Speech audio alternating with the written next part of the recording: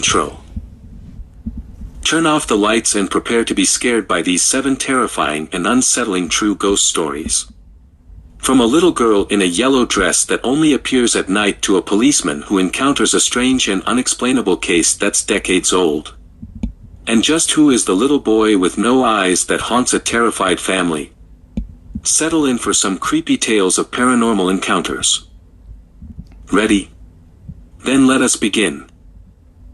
The Figure in Dark Robes by Ken Miyamoto. I've told this to a select few.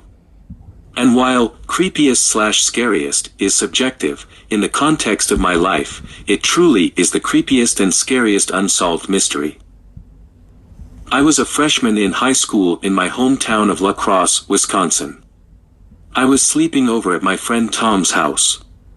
We were watching a movie in his living room when he suddenly got a phone call. I watched as he listened to what was being said on the other line. I watched as emotion poured over his face as he threw the phone across the room. After moments of crying, he told me that a boy at my school had committed suicide. Now, I knew this boy only through seeing him in the halls. My friend Tom and I didn't go to the same high school, but Tom had gone to middle school with this boy. Apparently, Tom bullied him during those years. He wasn't proud of it, and to be honest, I was pretty surprised because he was a great guy. He had utter remorse. We decided to sneak out and go for a walk. The year was roughly 1990. Maybe 1991. We were freshmen in high school. Now, sneaking out was nothing new. We always did it. At the time, we weren't into drugs, alcohol, or partying. We just liked the freedom of walking the streets at night. The discussions were always great. Normally, we'd go walk through the big cemetery that was near my house. It was behind the train tracks that still run through La Crosse to this day. We loved the danger of the cemetery. The scares. We were kids. It was a rite of passage. As we walked along the train tracks, leading to the cemetery, we stopped. To this day, I can't explain why. We had walked into that cemetery dozens of times, and on scarier nights. For whatever reason, we didn't want to go in there. I don't know if the thought of death on our minds due to my classmate's suicide was a factor. Perhaps. Regardless, without really saying anything to each other, we stopped, turned around, and decided to head down a nearby street. Now, in retrospect, I do have to say that throughout this walk, things seemed off. There wasn't a car in sight. This was suburbia. Even walking through the town's main street was odd because there just weren't any cars. Odd. It was roughly after midnight. It was a weekend night. Where was everybody? Perhaps just a strange coincidence. Lastly, there was something in the air. Both Tom and I felt it.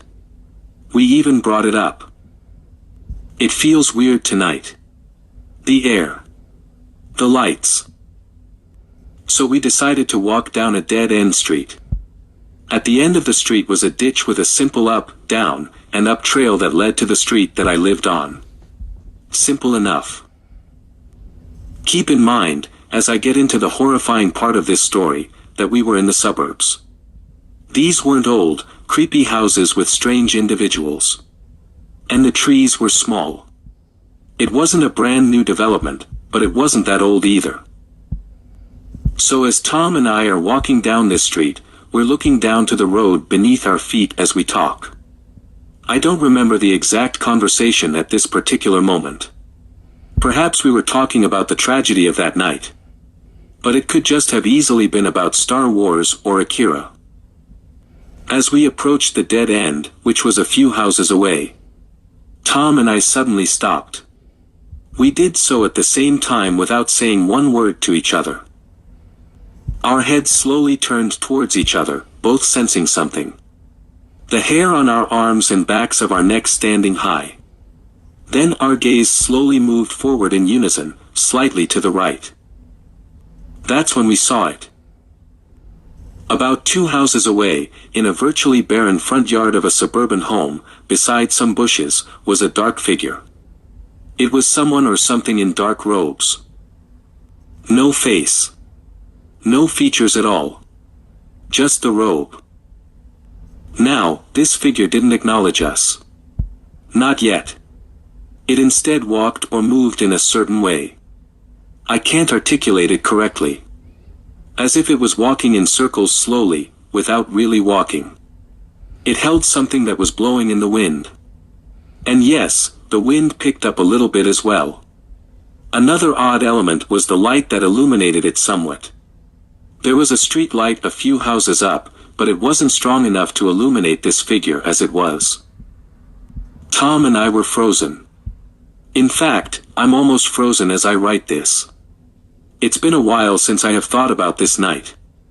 So there we stood, frozen in fear, staring at this dark figure moving, yet doing so without moving. And it was holding something. Or perhaps what was blowing in the wind was more of its robe. I'm not sure. We stared at this thing, for I don't know how long, until it stopped and suddenly looked up at us, as if finally alarmed by our presence.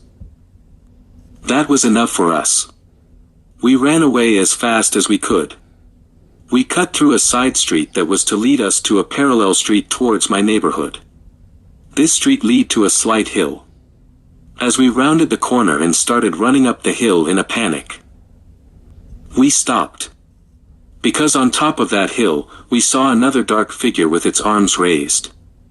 We turned around and ran away in the direction of Tom's house, which at this distance was at least 5 miles away. We ran. Time stood still. The next thing I remember, we're lying in the middle of a courtyard of some other neighborhood that we'd never been in, gasping for breath. We sat up and without saying a word, we walked in silence back to his house. The air felt normal again. Although we felt like we were in a haze of sorts. Albeit out of danger. We fell asleep in his house. I woke up that morning and went home. A few days later, I rode my bike to the location. Perhaps it was shadow play. Perhaps there was a certain tree or bush or maybe a for sale sign or something that made it look like there was something else there. Nothing. It was an open yard. Tom and I didn't speak of that night for a long time. Years later when I brought it up, he replied, "Yeah. What the hell was that?" As if no time had passed. What was it? I have no idea. We hadn't taken any drugs. We hadn't been drinking any alcohol. I often wonder if it could have been a haunting, a specter, a ghost, etc. Maybe it was an alien abduction or sighting. We saw no craft but there was that unexplained light. Or maybe it was some other kids messing with us. But how would they have known we were coming? How could they be so prepared? I just don't know. That was roughly 24 years ago, give or take. And yes, this is a true story. Sadly, my best friend Tom passed suddenly a few months ago. I thought of this night during his funeral. I thought of returning to that site.